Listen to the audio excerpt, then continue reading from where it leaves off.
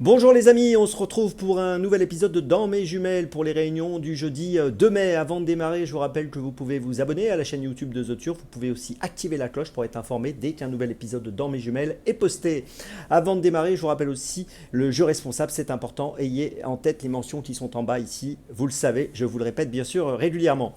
Allez, on commence et on va commencer à 14h35, réunion 2, course 6 à Anguin avec le numéro 4, Indien de Faël qui reste sur 4 victoires. Il a remporté 3 succès au mois d'avril.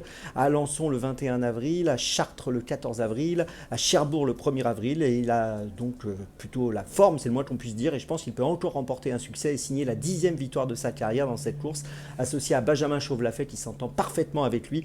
Voilà, c'est un cheval qui me semble avoir tous les atouts dans son jeu pour encore une fois s'illustrer. Je vous invite à le suivre de très près, le numéro 4, Indien de Faël, dans la 6e à Anguin, c'est mon premier choix de ce jeudi.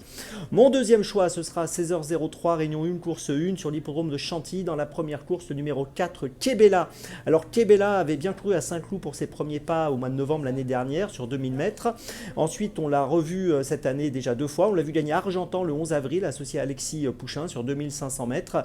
Ici, je pense qu'elle est capable de confirmer sa forme et ses moyens pour sa première tentative dans un handicap. Je vous invite à la suivre de près. Entraînement de Stéphane Vattel, le numéro 4, Kebella, dans la première à Chantilly. C'est mon deuxième choix de cette journée.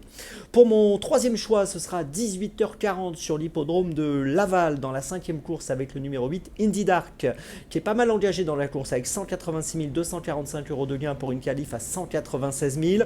On l'a vu finir 3e à Agen le 5 avril sur 2625 mètres. Il va évoluer sur 2850 mètres, mais ça ne posera pas de problème. On l'a vu gagner au mois de mars sur l'hippodrome de Bordeaux. Il est déféré des 4. Ici, c'est un cheval que j'aime bien et je pense que dans ce lot, il me semble tout à fait capable de jouer le premier rôle. Le numéro 8, Indy Dark, c'est mon troisième choix de ce jeudi. Pour ma petite folie, eh bien, ce sera 17h48, réunion 1, course 4 à Chantilly avec le numéro 15, Au cœur de la nuit. Au cœur de la nuit qui vient de finir 17e sur 17. Ça s'est pas bien passé ce jour-là, il a été très gêné, donc on va pas du tout le condamner sur cette sortie, mais plutôt le juger sur ses tentatives précédentes.